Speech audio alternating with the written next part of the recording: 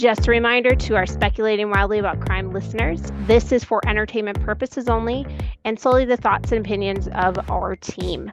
We do invite you to sit back, relax, and enjoy the show. Welcome to Speculating Wildly About Crime. My name is David, and the case that we'll be speculating with the SWAC Pack panel today is the murder of Rita Politte.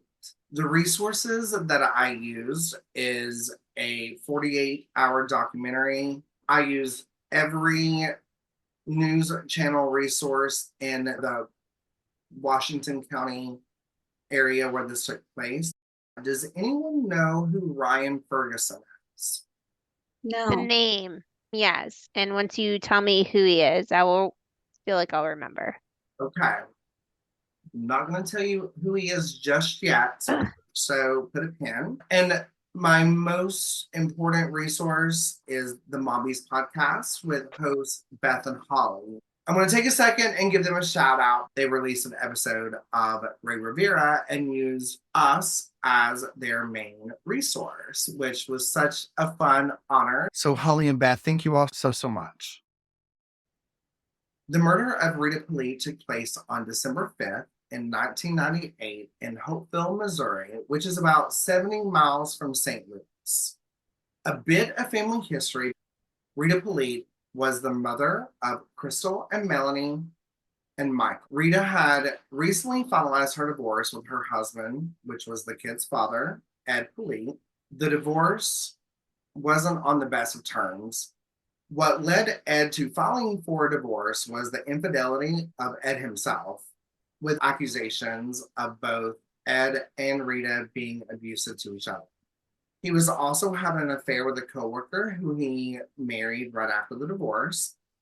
And her name is Crystal, not to be confused with daughter Crystal. So I will make sure to be very specific on names. Daughter Crystal and Melanie were older than Michael, and they were old enough to be out on their own. Michael would spend every other weekend with his father, Ed, and Ed actually offered money to Michael to move out of Rita's house and into his, but Michael wanted to stay with his mom. How old was he at this time? He was 14. So this divorce was hard on Michael. He was struggling in all aspects of life. He was on his third attempt at 7th grade, which was due to his attendance. Many months before the murder, Michael was placed in a hospital because of behavioral issues after a fight with his mother. And he said to his mother during this fight, "I will put you 6 feet under just like your parents." So that leads us to some questions to keep in the back of our mind. Was this an angry boy, or was there truth behind the statement? December 4th, Rita's 14-year-old son, Michael, and his friend Joshua Sensosi, who was 15, met up at a local general store. Michael invited Josh to sleep at his house, and they headed to Michael's. They were going to play games and have a sleepover. Around midnight, they got bored. And so they headed to the railroad tracks, which was very close to the home. Michael set fire using gasoline on the railroad tracks. This is actually something that Michael said, this is what the kids in the neighborhood does. It wasn't long after the boys returned to Michael's house that Rita came home from her shift, and she told Michael, "Love you, I'm going to bed." Michael and Josh went to bed as well. Michael slept in his own bed, and Josh slept on the floor in Michael's bedroom. And this is going to be very important to remember, okay? Between 6 and 6:30 a.m., the 2 teenage boys woke up to the smell of smoke. With the intent to rush out of the house, they left Michael's bedroom, and Michael began yelling for his mother, but never received a response. Michael turned around and went back to Rita's room, saw his mother's lifeless body laying on the floor, and she was on fire from the waist up. Josh left the house to get the neighbor, Michael's Aunt Patsy. Michael ran outside, got the water hose, and ran back in to try to help his mother. Aunt Patsy called 911 at 6:38 a.m. Then Patsy went to Rita's house to be with Michael. The first responders arrived less than 15 minutes later. During this time, Michael called his older sisters, Crystal and Melanie, and asked them to come to the house. They arrived shortly after the police, and once they arrived, Michael was sitting in the passenger side of the police car, and they asked Michael what happened, and through sweat-stained tears, Michael said, "I don't know, but Mom is dead." Michael and Josh were taken in for questioning by the police. Michael began to ask questions that made the police suspicious. Michael asked, "What is going to happen to my mom's truck? Can you tell me if her throat was cut? Who will pay for the autopsy?" Further suspicion fell upon him after failing a voice stress test and when trained police dogs detected accelerants on Michael's shoes.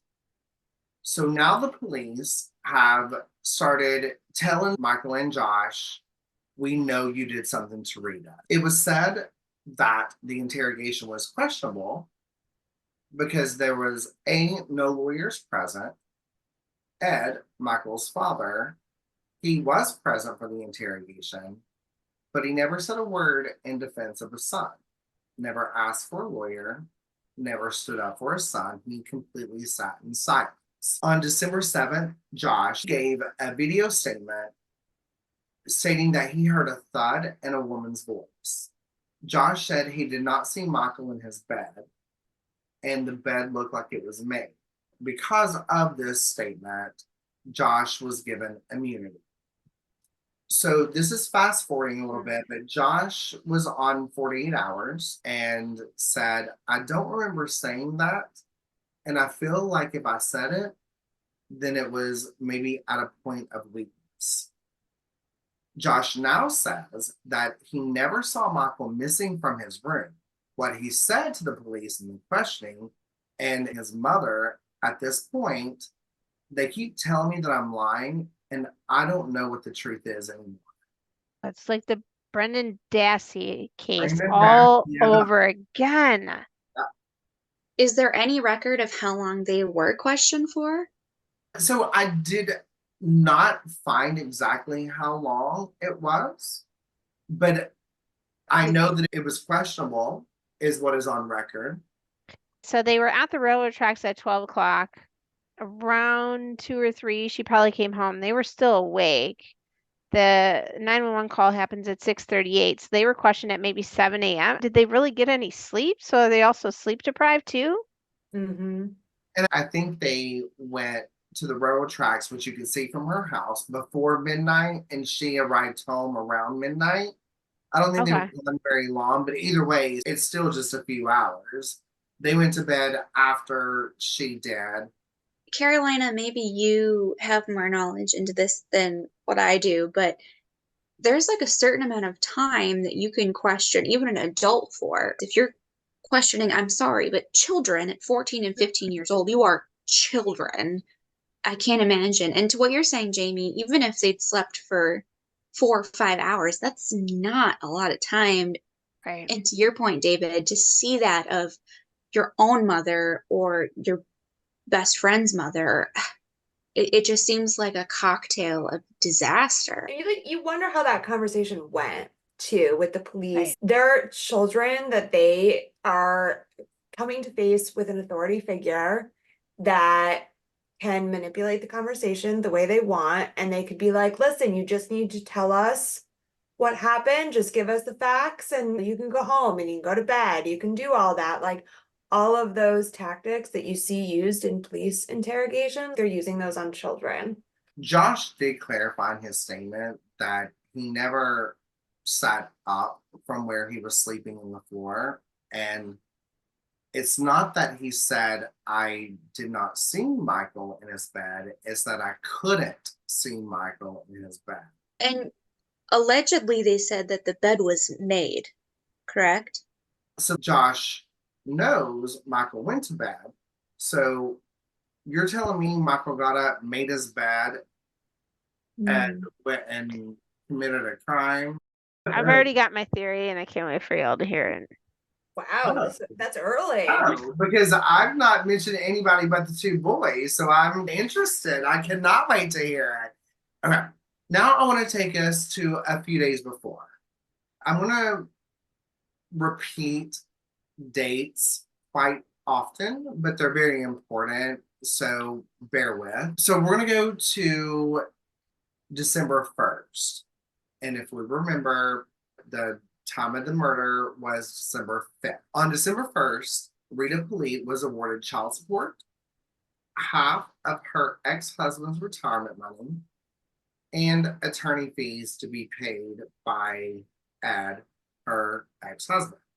Rita and Ed's daughters stated Ed was furious and said Rita will never live to see a dime of this money. Between the dates of December 1st and December 4th, a neighbor states a man knocked on her door and asked if she was Rita. The neighbor said no, and the strange man said, "Are you sure you're not Rita?" And the neighbor insisted that she is not Rita and pointed in the direction to Rita's house and said, "That is where you will find Rita. I am not Rita. My son is on his way here. You need to leave my property." So the man leaves, but he goes in the opposite direction of Rita's house. On December 4th, the day before the murder, Rita had to work her shift at a local bar. During her shift, witnesses say Ed called the bar and threatened to kill Rita. So I have a question here. Did Ed have alcohol or drug problem? nothing I found on record. So, just for my own clarity, when you say she worked at a bar, was she a bartender or was she like a cocktail waitress? I think it was one of those little like small town bars where the 2 or 3 people that worked there did it all. I did not picture it like a Chili's, your role. I think it was just one of those local bars where you got fried food and draft beer. I live in a small town. We've got 3 bars in a town of 800. And they're all the same of you're putting the pizza in the oven, you're making the whiskey and Coke, you're doing to-go orders. So I fully am on board with what you're saying. That makes a lot of sense. But I guess I was just curious if, I don't know, I feel like you hear stories of people being like that creepy guy that's following the bartender, or I feel like you hear those stories. And the witnesses used Ed by name and said Ed called her on her shift, spoke as if they knew she was going through the divorce. They knew a little bit about the shit and used his name and said he called her at work. It wasn't someone called, it was Ed called her at work and threatened to kill her. But I also have to question, again, the small town bars that I have in my town. You know the bartender. It's Holly. The bar that I like to go to, her name is Holly. So I can tell you what her ex-husband's name is, and the regulars could say, "Is that fuckhead Colin again?" So that doesn't really surprise me that they could say, "Ugh, is that Ed?" Because they know who he cheated with. That's a very good point. December 5th at approximately 6:30 a.m., the day of the fire, local mechanic Kevin identified Ed's cousin Johnny's truck parked near the railroad tracks.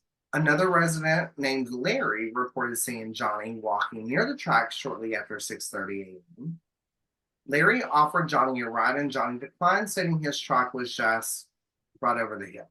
But during conversation with Larry, Johnny asked if he knew anything about Rita, that someone had killed her. Keep in mind, the police were still at the scene, so nothing was public yet. How did Johnny know Rita was dead? And not only dead, but how did Johnny know she had been murdered? Larry also noted that Johnny's clothes were damp. Can I throw a theory out there? Please. Could they have had a police scanner in their vehicle or in their home? If they had like a police scanner or something going, they could have heard a general 911 call for even a fire and heard the address and then, "Oh shit, I know Michael is at this house. Let me at least go by there because I can park at the railroad tracks. It's real nearby." let me just go by and see to make sure Michael's okay. If this is a bad divorce, they might even be thinking, screw Rita, I at least want to make sure Michael's okay. And then as they're listening to a police scanner getting closer and closer, I don't know what they'd be saying over the radio necessarily, especially if it's a murder. But that was my first instinct, is a police scanner. I never thought of that.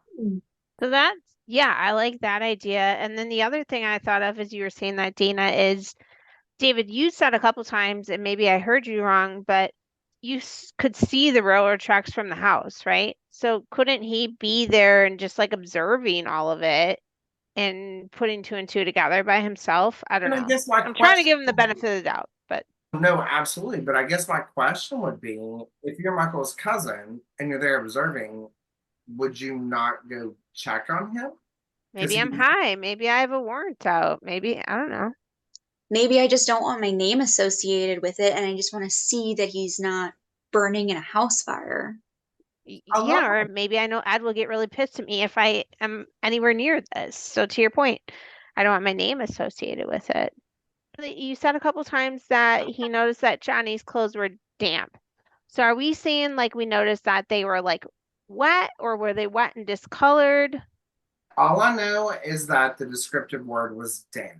Take that And for it- what it is, but that's And really it was light enough out so you could tell the difference if it was blood or not, is basically where I'm going. I interpreted it as maybe like water or some kind of liquid without color like blood. Gotcha. Okay. I just wanted to Google something really quick. This says in Kansas City, Missouri, sunrise that day was 7:22 a.m. So it could have been dark. Oh, It was dark. Okay, 6:30. So it was an hour before sunrise. It's dark. How could you tell his clothes were damp? But I'm Nothing more to do with skeptical of Larry than I am Johnny. Yeah, what the fuck was Larry doing? If you got too much detail, something's wrong. Go ahead. Sorry. What? The What? fuck was Larry doing at the railroad tracks? Yeah, I have questions why everyone's just chilling at the railroad tracks. Larry was in his car on his way to work and saw Johnny walking, and he recognized Johnny, and so he saw him and was like, "Hey, is everything okay?" He went Oh. by, and Johnny was like, "Oh no, my truck's just right over here." Okay, so let's talk about 6:30 a.m. is actually still dark, and we don't know if Johnny's clothes are really damp. Yeah. I was wondering also if they're around railroad tracks, so there would be some type of luminescent kind of light. Also, if Larry is in his car, it's possible that he saw Johnny in his headlights to see that the clothes were still. I'm having a hard time picturing how he would come to that conclusion. I want to know what color clothes he was wearing. Because I was thinking too, he never got out of his car that I know of. But they had conversation because Johnny was like, "Did you hear about what happened to Rita?" I doubt he's like yelling it across the street. I feel like they would come stand at the Yeah. window and have conversation. But if they are wet and it's not blood, what does that tell us? Yeah, it's just weird. That he went swimming? Like, That's what I mean. It's like a weird fact.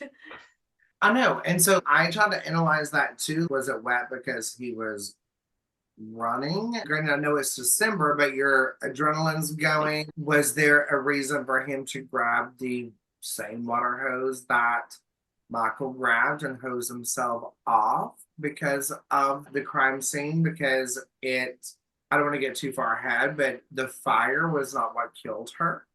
So while we're still talking about Johnny, a few days after the murder, Larry and his wife said that Johnny shows up at their house early one morning, waking Larry's wife up, demanding that she tells him everything she knows about Rita's murder because he has heard rumors that she has been talking about it all over town with his name involved. Days after the murder, Johnny also went to the police station, stating that he found a tire iron in Michael's closet with blood on it. Mind you, this is after the crime scene information was released.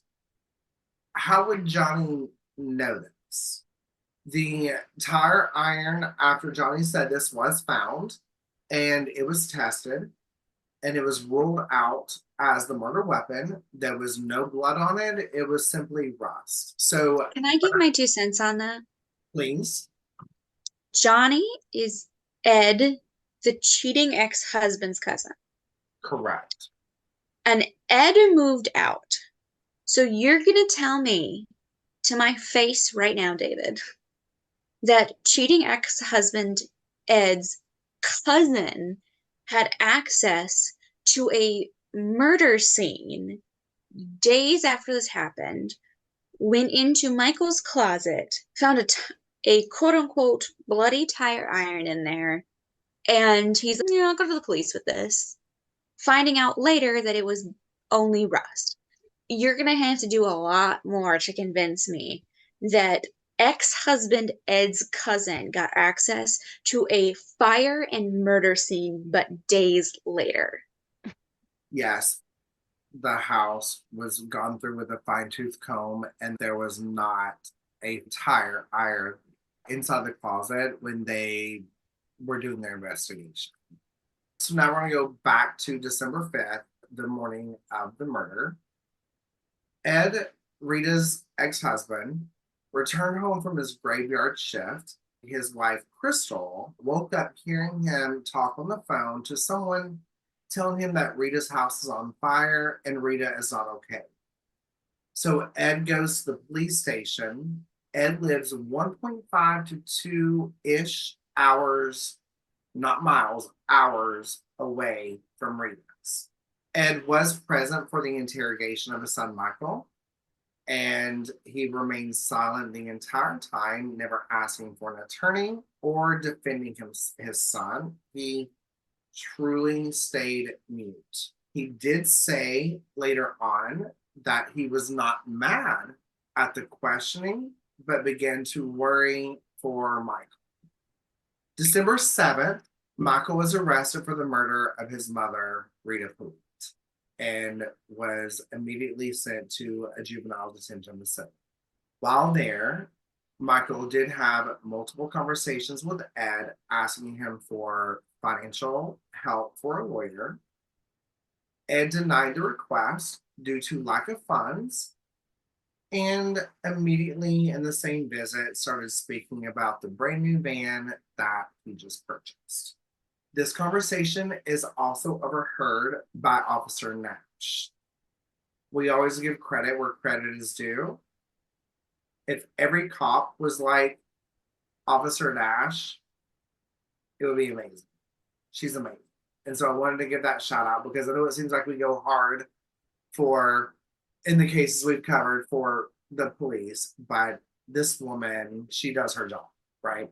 Nash is also on record saying that she was present multiple times when Ed would visit, and she had overheard multiple conversations of them fighting, and hearing Michael say to Ed that Ed is letting him take the fall for his mother's murder. Nash heard this so many times and heard so many different conversations that she began to understand that this statement was that Michael believed Ed was the one that killed Rita. So she topped up a report and sent it to the prosecution and to Michael's court-appointed attorney. Tammy Nash also would not allow 14-year-old Michael to be locked up with other men. She knew how vulnerable he was. Good for her. So there was an office that they converted into a cell, which was adjoined to her office. And so she was able to watch over him, and she really got to know. He would be emotional and would say things like, if my mom was only here, she would tell you I would never hurt her. 1 month after the murder of Rita, Michael attempted to take his own life. This was considered a sign of guilt in some cases. When Michael was asked by certain officers why he tried to kill himself, these officers reported that Michael said he hasn't cared since he killed his mother. Michael states later on that this is not what he said. He said he hasn't cared since they killed his mother. That this person is 14 years old. And you said it earlier, but that is a child. I cannot imagine, even if he did say that, what sort of guilt or any kind of feelings he may have had just of his mother's passing that he's placed upon himself, much less that he's in jail, prison, he's getting an office converted to like, there are just layers upon layers on top of being a literal child. I think that people hear the word teen at the end of 14 and feel like it's older than they actually are, but 14, my God, is a child. David, you had mentioned that there was some domestic violence that occurred in the household too. So he has been growing up in a very unstable, a very negative, emotionally charged environment for his short 14 years. You said, Dana, he is a child. Yeah. When all of this is happening. And I'm sure the fact you had said he had behavioral issues, I'm sure there was social workers involved, and I don't know if he was placed anywhere in a group home or anything like that, but that's a level of trauma to have that involvement in your life. And this happens. I'm highlighting this in my notes now because there was something that I wanted to talk about, but I really wasn't sure where it fit. So I just wrote it as a sidebar if it did fit. But to be on the same thought with you all, and I did not research this, so I don't know, but I have been under the impression that if someone is paid child support, it goes to the person that has custody. So if Ed is having to pay child support to Rita for Michael, but Michael chooses to live with Ed, then he would no longer owe child support to Rita. She might still get the retirement stuff to keep up the lifestyle that they had, but not the child support. So if you go to a 14-year-old kid and say, listen, buddy, I'll give you $1,000, and that's $1 million to a 14-year-old. And I'm making that number up in my head. But if he said that to a 14-year-old boy, that could be tempting to be like, shit, which could throw Rita's lifestyle to the side. And another point that I wanted to ask about that and then get your all's opinion on, remember the 3 questions that rose suspicion? And I'll repeat them. What is going to happen to my mom's truck? Can you tell me if her throat was cut? Who will pay for the autopsy? I have nothing to base my speculation on with these 3 questions. It's just me. But what is going to happen to my mom's truck would potentially remind me of a conversation that you overhear with parents of, who's paying for your truck? Rita, I'm paying for your truck. So I could see how that could be a question planted in him that you would go through in crossing mode. Can you tell if her throat was cut? I will say now her throat was not cut. Where I wonder is, did he overhear Ed say, I'm going to cut her damn throat if she don't stay on my damn money or whatever? There was something implanted there for this 14-year-old to hear it. What really gets me that I don't know where it would fit in, but I know of 0 14-year-olds that can talk about or have questions about an autopsy. If his interview with the police was videotaped at all, or is there... Josh the Friends was, which got him immunity. I did not find on record that Michael's was. I'm just wondering, because I think I can see your point too, David, and we don't have anything to base that on. But if this traumatic thing happened with Michael, and completely saying that this is an innocent thing and giving the benefit of the doubt fully, they weren't targeting Michael in the beginning of any of this, and they were trying to just talk to him about what happened and the trauma surrounded. If there was a social worker at the police station or even just a police officer, if Michael's, what's going to happen now? What are like the next steps?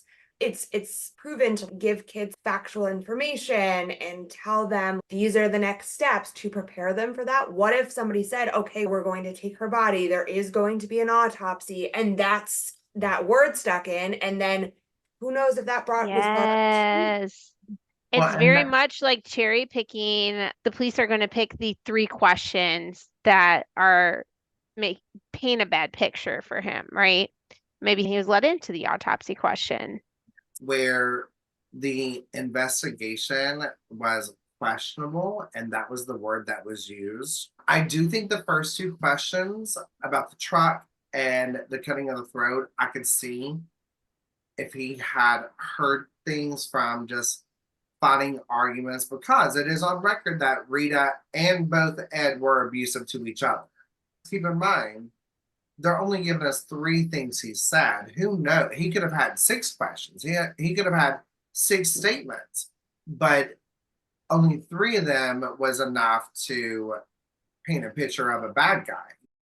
So Michael sat in custody for 3 years and was offered a plea deal to plead guilty of manslaughter and serve 15 years in prison. Michael rejected this offer, claiming his innocence. Despite Michael's denial, and because of a failed voice stress test, he was convicted at 17 years old in 2002 based on circumstantial evidence. Investigators pointed to Michael because of lack of emotion and the gasoline that was sniffed out on his shoes by police dogs. Was the friend's clothing or shoes or anything tested at all? I saw no record of that. What my speculation is, if Michael was involved, Josh was too. But pretty quickly, it was no time that they gave Josh, the friend, the immunity. The only thing that I can find consistent is because of the 3 questions that was released that was asked by Michael is why he is in prison. That's just so, With the shoe seller. it just doesn't make sense to me, because Josh was in the home too. If you're going to do a full investigation, you should be testing his clothing, his shoes as well. And also, just for giving Josh the immunity deal, he didn't really give them that much. I personally believe that the police probably did take some of his statements out of context. But what Right. do you do? Do we know for sure that it was murder? Yes. Was there a sign of a struggle? Was her hyoid bone broken? What led us down that path? It was immediately noticed to be murder. She was just awarded child support, which is a win. She's got shared custody, which is a win. Like, how many other things in her life were like, okay, I'm finally away from that toxic man. I feel like being on the brink of divorce is the worst place to be. But once you're actually free from the other person, that's got to be like, okay, I'm restarting my life. So during the trial, police attorney presented only half a day of testimony from 3 witnesses. No experts were called to debunk fire or gasoline evidence to refute the state's argument that Politte did not show the proper emotion to the crime scene that he had witnessed. Josh nor Michael was called to testify. No other suspects were investigated. Ed had an alibi, so there was no investigation. So we're in 1998. Cell phones were a thing. I do believe the call was to his home. Okay, so I put like way more weight in his alibi then, because if he got it to the house phone, there's actually phone records that he picked up a phone that is in his house that's 1.5 to 2 hours away, and we don't have to rely on a witness testimony who is his wife saying, oh, he was home with me at the time when he got that phone call. Although witnesses saw Johnny, who again is Ed's cousin, in the area of the crime scene, has not been investigated as well. No motive was given for Michael to kill his mother. To sum up the case, is that the fire was started by accelerant, and the accelerant was found on Michael's shoes. This was the only evidence given. I would like to have a moment to speculate with what we've been given thus far. So at this point, I just have so many issues with procedurally how this all happened. And just up to this point, from the time that the boys were taken in to the time of, we've made it up to, like, you've teased the trial and the fact that Michael was offered the plea deal and then he was convicted in 2002 based on like very minimal evidence. Like, I have just issues with everything throughout. Michael and Josh were in the home with Rita, who has died. I think it makes sense to look at them as potentially being involved because they're in the home. However, they seemed to zero in on Michael because they were interrogating him. They tested his shoes.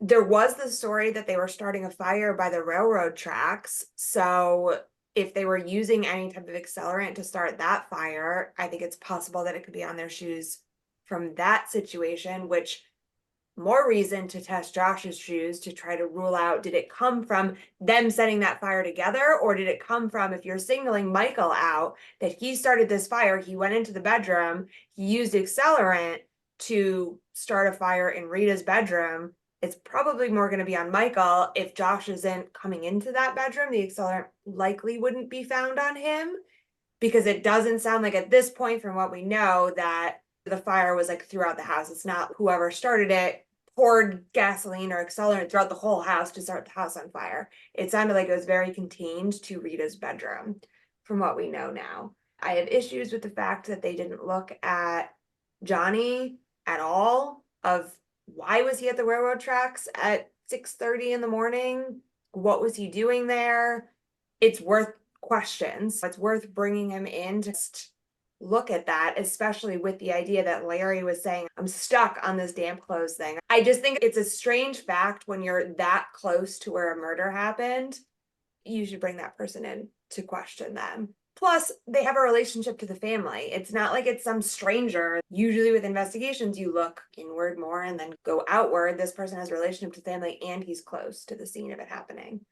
So I just have a lot of issues about all of this. And I don't think that they had enough evidence at all to, at this point, to convict Michael of this. I hate when somebody is arrested and convicted on circumstantial shit.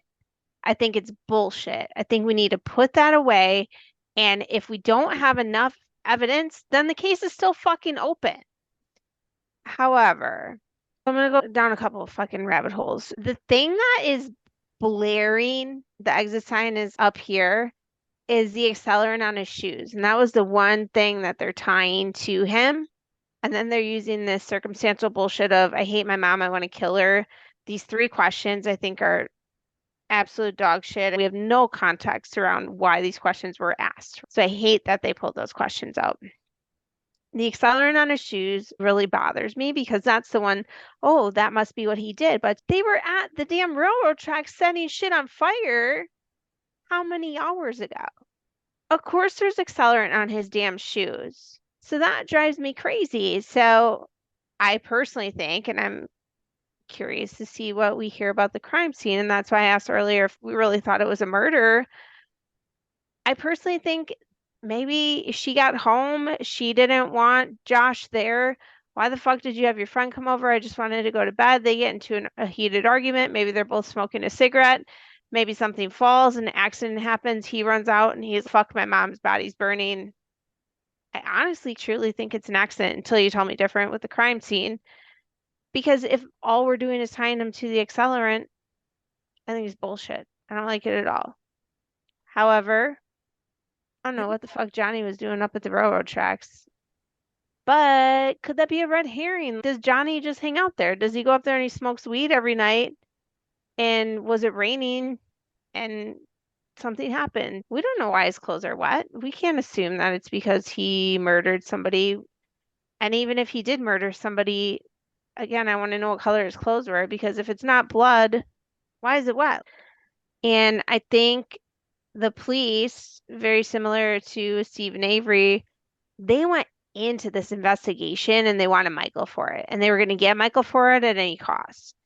And they questioned Josh and asked the questions until he said something, right? And so once they had that, and they're like, okay, Josh said this and he has the accelerant, we're done. Goodbye. We don't have to ask Johnny what he was doing. When you're saying that like they zeroed in on Michael, if there's DV going on in the family and or Michael's having behavioral issues, if they have had any type of interaction with the police before, they may already have an idea of the type of child they think Michael is. So I want to circle back to the strange man that was looking for Rita. My first thought was a process server, because this was around the time of the child support situation. Is it possible dad filed for an appeal? That's a very interesting point, Dana. But didn't you say, David, the neighbor said, no, I'm not Rita. You can find her like down there. Didn't that person go the other way and didn't go to Rita's home? So if it was a process server, I feel like they would like, we gotta get these documents out because that's how they get paid. But I will say, Dana, I love that your brain works that way because I never would have thought that. But what I will say to that is the woman felt so threatened that she felt as if she had to say, my son is on his way. I need you to leave my property. To say that he walked in the opposite direction of Rita's house, maybe he went to his car. We talked about the police scanner with Johnny, the cousin, and Ed got this phone call to his landline. Did they ever confirm who the caller was? Because it could have been Johnny saying, hey, the job is done. Yeah.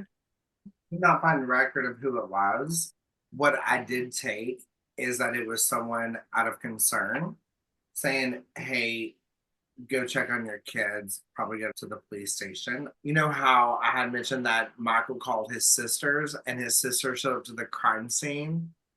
I took it as in his sisters were the ones that reached out to Ed. My last question is, as we've all talked about, the accelerant on the boots.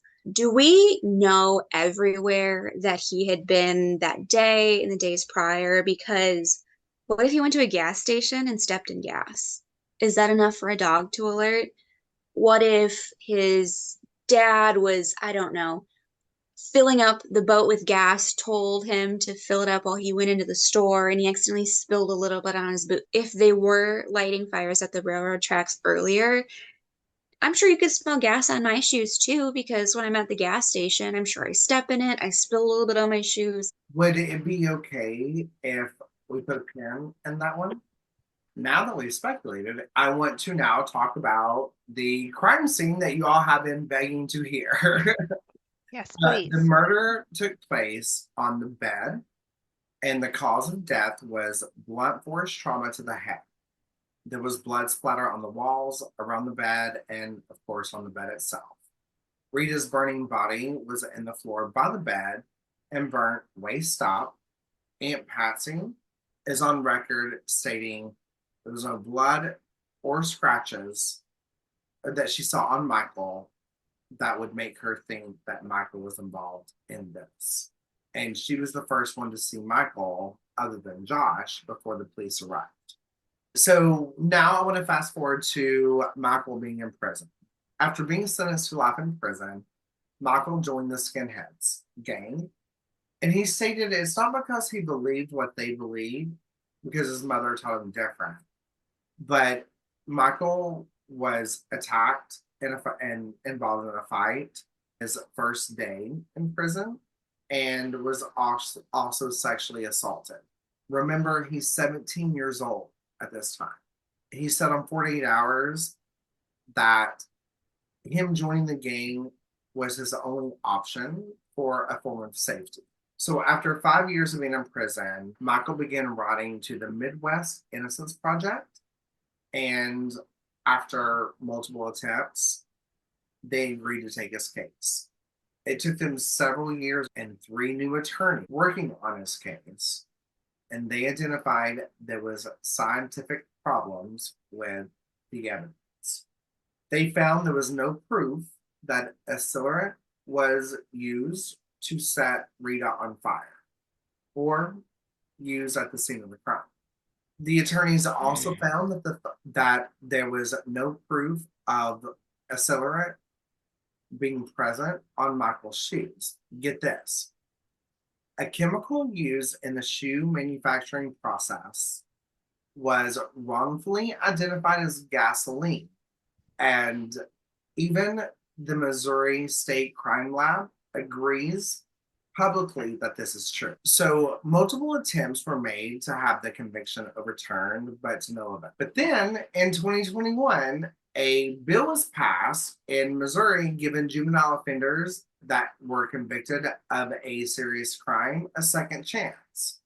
So in April of 2022, Michael was released from prison at 38 years old. But Michael says it still isn't over. Freedom isn't enough. He did not kill his mother, and that needs to be cleared up. I do want to say that a lot of this is coming from the NBC News article, and the link will also be provided, but there's a lot of legal terms, so I just want to no plagiarism. So, prosecutor of Washington County, Missouri, where the murder took place, filed a motion on May 16th in 2022 asking for Michael's conviction to be overturned. He agrees with Michael's defense team, and the scientific evidence used against Michael is all problematic. The Washington County State Sheriff's Department has reopened the investigation to Rita Politte's murder, stating, "We want to do the right thing. If someone else did this, we want to know that, even if it's new evidence proving Michael's guilt." Michael is certain his name will be cleared, but he knows it will not be easy. He remains optimistic, but it became discouraging when Hedgecroft, the Washington County prosecutor, lost re-election, and this halted the Supreme Court from overturning Michael's conviction. His attorneys believe the police didn't properly investigate the crime, and they have submitted names of potential suspects. All right, in the beginning, we talked about Ryan Ferguson. Ryan Ferguson spent nearly 10 years in prison for a wrongful conviction of a murder of his friend. At the time of the murder, Ferguson was 17 years old. So there is a MTV series called Unlocking the Truth, and he is the host of that series. He is a huge advocate for the wrongfully convicted after spending 10 years in prison for a crime that he did not commit. In one of the episodes, Ryan covered the case of Rita Politte and the potential wrongful conviction of Michael Politte. Ryan Ferguson interviewed Ed, and Ed said to him, "If I had not answered the phone that morning, the murder would have been pinned on me, and I would be the one in prison." Ryan asked if he regretted answering the phone call saved your life. And Ed responded, "Yes, and it ruined my life." We will now reenact a scene from our interpretation of a particular conversation. During the MTV series Unlocking the Truth, Ryan Ferguson, who was the wrongfully convicted for a murder he did not commit, is now an advocate for the wrongly convicted. Ryan sat down for an interview with Sheriff Skiles, who at the time was the Washington County Sheriff, looked Ryan Ferguson in the eyes and said the following. During an investigation, you cannot have tunnel vision. Everyone claims they're innocent. Innocent people are not in jail. The question that we are left with is, did the sheriff know who he was talking to? Ryan Ferguson just spent 10 years in prison for a murder he did not commit, and this man is like people don't go to prison for crimes they did not commit. Did you not research? Innocent people are not in jail. What? Did he know Ryan Well- Ferguson's history? Or is he just an MTV host? That's just, you're coming on talking about I don't know what. But So I tried to play devil's advocate with her, and I was like, so before I listened to the Mombies podcast with it, like I watched the Ryan Ferguson thing because sometimes I feel as if he and I are dating, and I can say that because he's a good guy. But when I saw that scene, I was like, so I tried to play devil's advocate and think, okay, maybe it's a small town where it is just bad guys in jail. But I'm sorry, if you weren't being interviewed about a high profile case in your small town where maybe you're a little limited on a few cases or whatever, fine, I'll give you that. But are you not researching who and what you're talking about to sit in front of somebody who just recently got out of prison in the prime of their life of 10 years for murder you didn't commit if you're there for a reason? Or do you think he knew exactly who he was talking to and he was being a dick? And that's what I was going to say, Jamie. Is he one of those police officers, law enforcement, sheriff, whatever you want to say, of it's very black and white, where it's like if the speed limit is 55 miles an hour and you are going 56 miles an hour, you are breaking the law. When I feel like most police officers would be like, you're going 1 mile an hour over the speed limit, not worth my time. But I feel like he could be like, sure, you maybe didn't commit this murder, but you did something that Right. should land you in jail. Or he doesn't truly believe that he should be out. He probably truly believes that he is guilty of that murder or whatever that he was wrongfully convicted of. And so he's pissed that he's out. And so you know exactly what he was saying. Because that is the type of shit that privileged people do. And small towns have a lot of privilege. Power so easily can go to someone's head. And I'm not even talking about law enforcement. You're on the school board, that's power that goes straight to your head.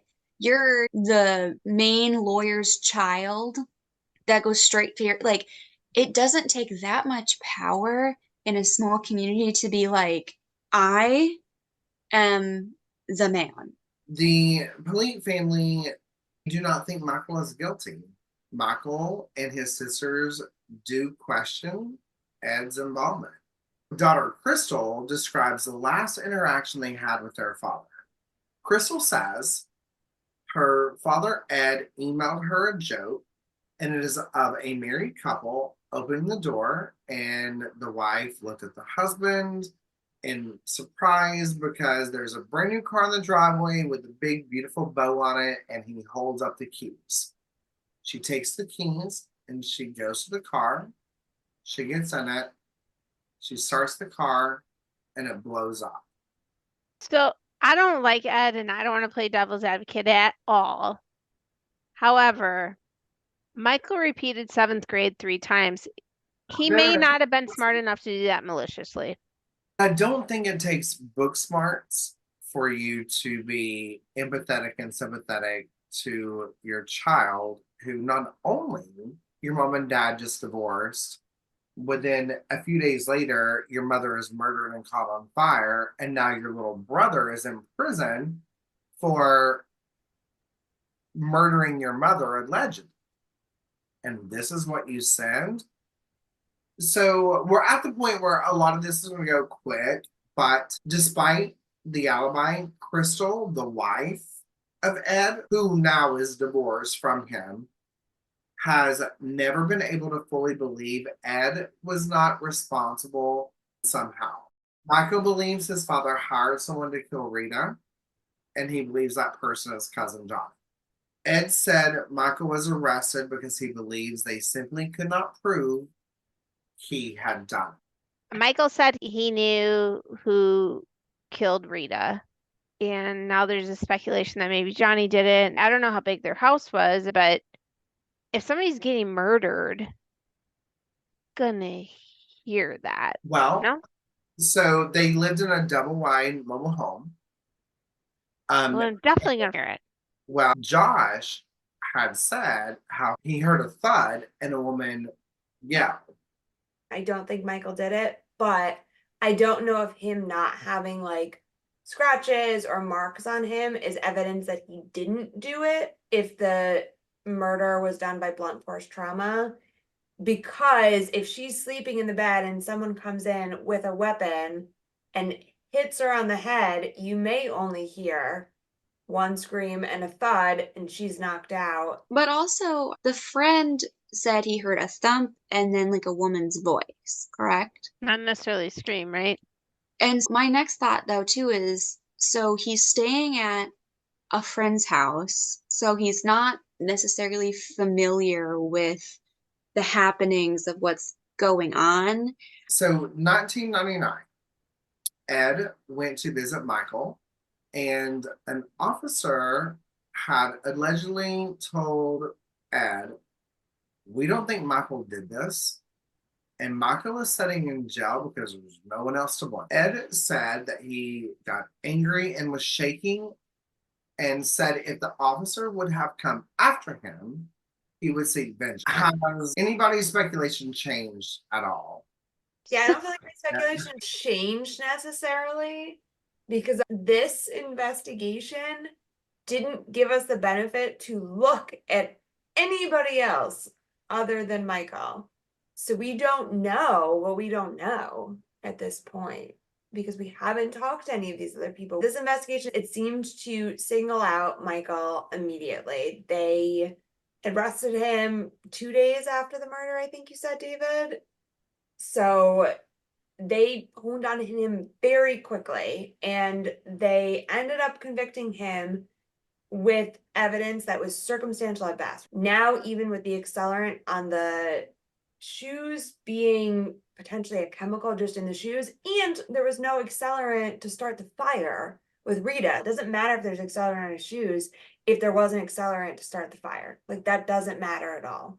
Another point to think about, which we didn't raise earlier, if she died by blunt force trauma and you said there's blood spatter like on the walls of the bedroom, was Michael's clothes bloody at all?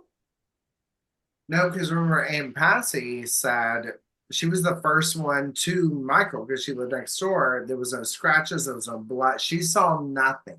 And to this day, stands by, she saw nothing and that Michael did not do this. So that's interesting too, because if there is going to be blood spatter on the wall, the person doing that is going to get something on them regardless. There will be some evidence of that. And if the fire is contained to Rita's bedroom, could it be possible, pulling at a very crazy thread, that if Michael did this, he took all of his clothes off and threw them in the fire and burned them in the fire and then changed his clothes really quick? The fire being as contained as it seems to be is Right. just, it's an interesting factor.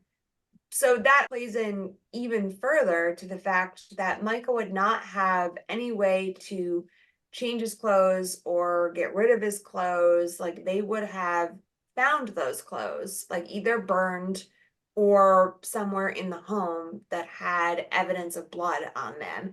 And I assume if they want to target Michael with this, they'd be looking for that because they would want to see, oh, if we can pick a t-shirt out that's Michael's and it's bloody, okay, that's Right. actual evidence that you could tie rather than the circumstantial evidence that they were seeming to hang their hat on of the accelerant, which again means nothing if accelerant wasn't used on her body to start the fire. And on Josh's statement that he was out of the bed at the time that he heard the thud and the scream, but then if they woke up and smelled the fire, which I assume would happen quickly after, if somebody killed her by blunt force trauma, they would set her body on fire pretty quickly after that fact. That would be in concert together. So you're saying that Michael did that, Josh heard that, Josh then went back to bed, then Michael got back into bed, they smelled the smoke, they got up again. It's all very of a wonky kind of timeline of events happening, there was not enough evidence. It was all circumstantial that convicted Michael. And I'm so glad that the Innocence Project is working with him to exonerate him or find evidence of who did this, because it seems like in the initial investigation, they didn't do any of those things. I could see it possible that Ed, all of the stressors in that relationship, that he is paying off this child support. He lost primary custody of his son.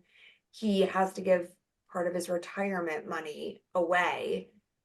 He made the statement that she won't live to see a dime of this. If it's the retirement money, okay, maybe he thinks she's going to die before he retires, so she won't get that retirement money. But child support, attorney fees, that's going to be an immediate thing. Is there a motive there for Ed? Sure.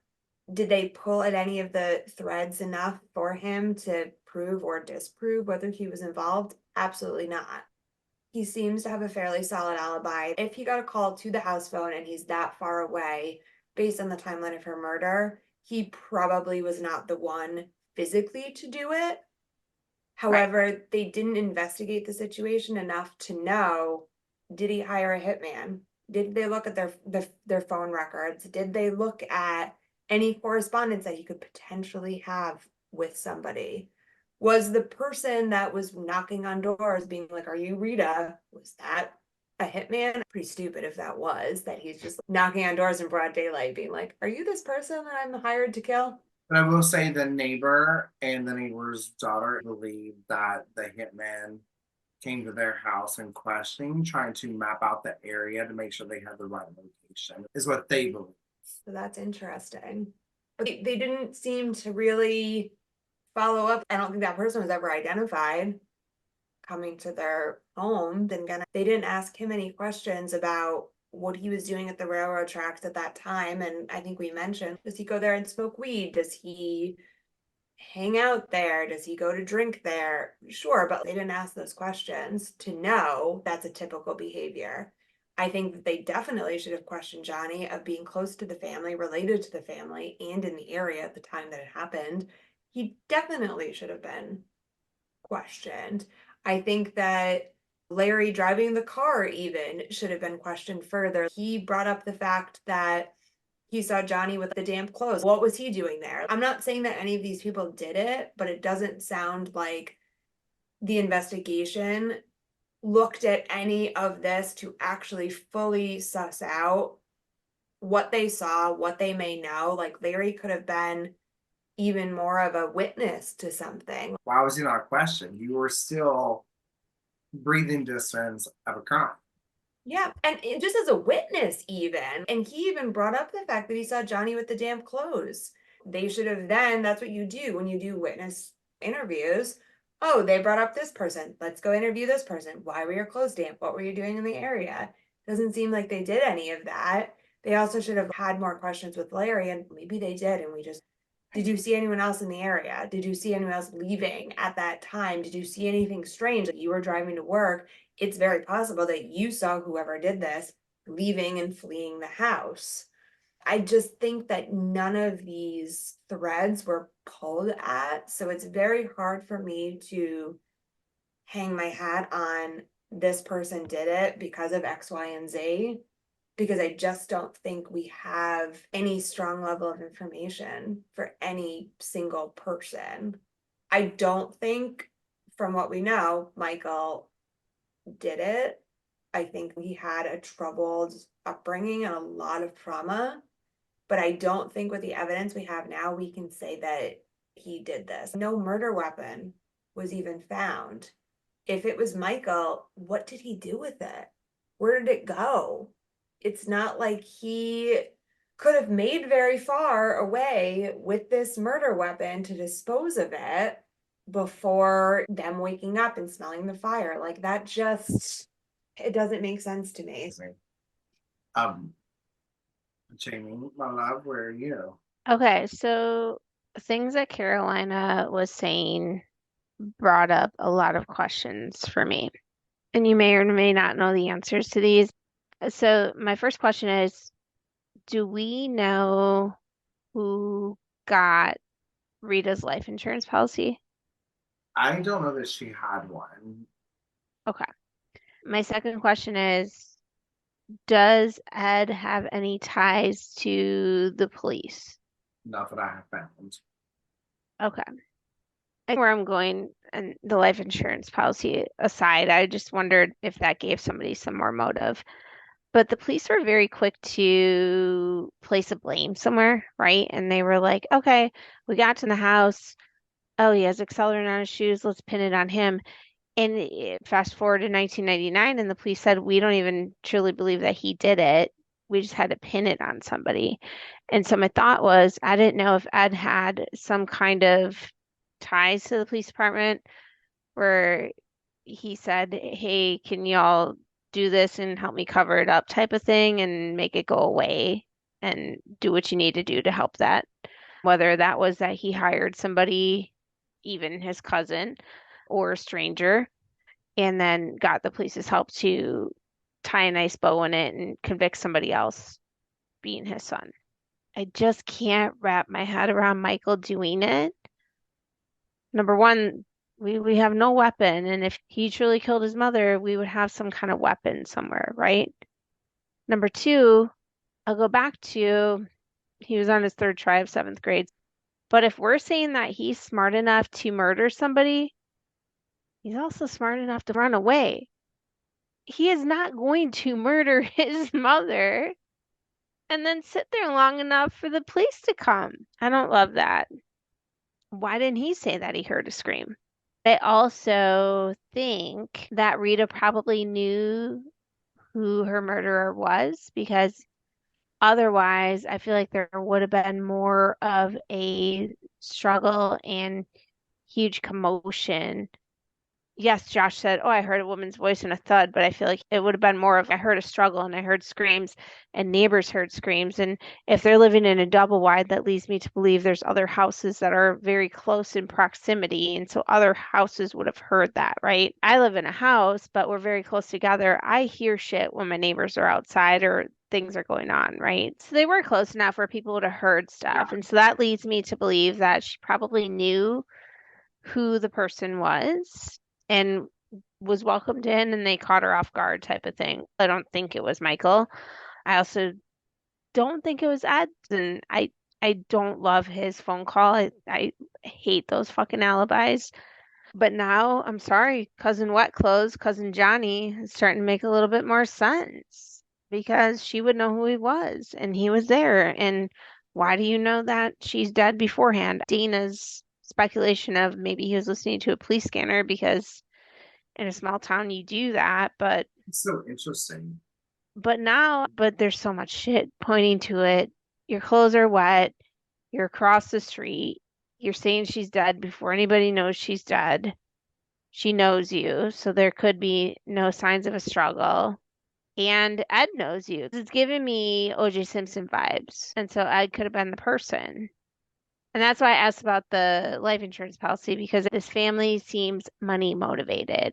I guess now after the crime scene revelation, I'm leaning towards Ed hired somebody, whether it's a police officer or the cousin. I think that you all pretty much caught on to my thoughts with it. I think that Ed paid Johnny, who was desperate for money, measly amounts of a few hundreds of dollars. I think the reason there wasn't a breaking and entering is we don't know that Rita demanded the house key back from Ed. So Ed could have potentially gave the house key to the person that he hired. If we go back to Johnny going to the police saying, oh, there's a tire iron inside Michael's closet. Forgot about that. Why that? Why wasn't a hammer? Why was it not something that is common? So what I wondered is, did Ed give Johnny a couple $100 and said, take care of this, here's the house key? He called her and threatened to kill her out of anger just to verify that she was at work. Johnny parks his truck down by the railroad tracks, which is walking distance. He's got the key to get in so no one's hearing it. He has a tire iron, and that is his weapon, not the one that was in the closet, but that's why he went to that as being the weapon. Trigger warning, and I hate saying it, but I'm afraid the thud and the yelp that we heard was the bashing in the head. Mm-hmm. And that is what caused the blood splatter. Mm-hmm. And he put the body in the floor and set it on fire because I do not think his intent was to catch the house on fire to destroy everything because Michael was in the house. I don't think Michael was a target, and I think that Ed probably made it clear that Michael is on a target. We just need to get rid of any evidence that is on the body. And so that's why the fire was minimal, to burn up what they could on the body. Johnny was hanging out to make sure Michael got out of the house in enough time to bring this close to an end. There's a few quotes that I want to say from the 48 hours interview. So Josh was asked, is there anything you would have done differently when you look back? And Josh said, I wish I would have slept on the couch, because he believes if he had slept on the couch, he would have heard an intruder. He is harboring a lot of trauma and guilt. Michael does not think Josh did anything wrong. He knows that he was manipulated. They have not seen each other since this happened, but they are in contact and their goal is to reunite.